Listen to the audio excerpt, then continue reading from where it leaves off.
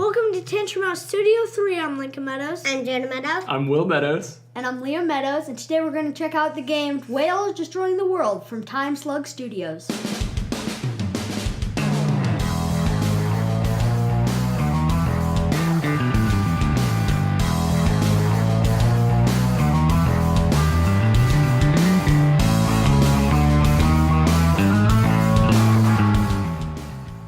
In Whales Destroying the World, players take on the role of whale generals who are preparing for the war against humanity.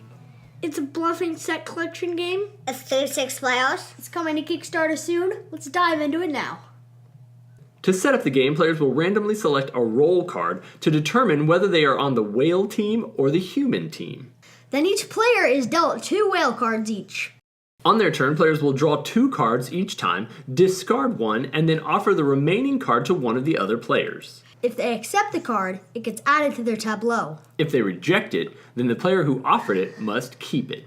Cards must be collected in sets, and they max out at 2 of each color. If a third card is added to the set, the entire set is discarded. As soon as one player has a set of 2 of each of the 3 colors, the game ends and the whales team wins.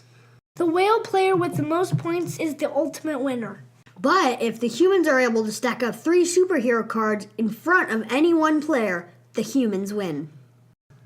Whales Destroying the World is a light, fun, casual party card game that has a pretty cool rule set that's nice and straightforward and simple enough that even my 6-year-old can play it really well. But because of the bluffing and because of the kind of the thinkiness to the game that can happen as you're offering those 2 cards, it really has a little bit more meat to it, so it works as a really great filler game as well. Lincoln, tell us about what is your favorite part of the game? I like the turtle card. The turtle card? What? We didn't talk about that actually. Liam, why don't you explain what the turtle card does? The turtle card, when you give it away or take it, you really have to just discard one of your cards. It could be like the hero, it could be a whale, it doesn't really matter which one. Yeah, and that's pretty cool, and it actually is a great way to be able to tell which team somebody's on, because if you throw them that turtle card and they don't get rid of their superhero card, then you pretty much know they're on the superhero team. If they get rid of their lowest card, then you kind of know, okay, this person's safe, I can kind of go back and forth with them throughout the game. The first couple rounds of the game, you usually don't know who's on which team, unless somebody messes up. And that makes it interesting because you're kind of just trading cards to kind of see what happens and what you get back. Once you figure out who's on which team, then usually it kind of goes back and forth, but somebody can be sneaky and throw you off and you think they're on the whale team and then they're really on the human team. Xander, which team do you prefer to be on? The whales. The whales? Why do you like the whales better? Because there's more people. There are more people, that's true. When you divvy out the cards at the beginning of the game and you set it up, you have, like in a 5-player game, you have 2 humans and 3 whales. And so those can be randomized too. There's an extra card in the deck if you're not playing 6 players. And that kind of shakes it up. Tell us what you thought of the art, Liam. It was really crazy, like the whale on the Empire State Building.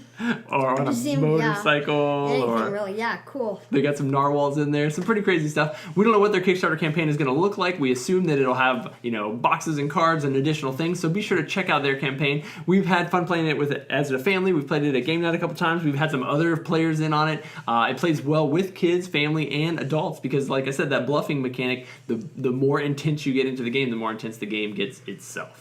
So thank you so much for watching our videos and subscribing. Be sure to check out Whales Destroying the World on Kickstarter soon. And we'll see you guys next time. Bye!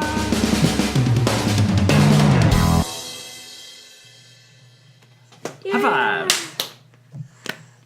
And I'm Liam Meadows, and today we're going to check out the game's TimeSlug Too hard. Studios from Whales Destroying. Oh, wait.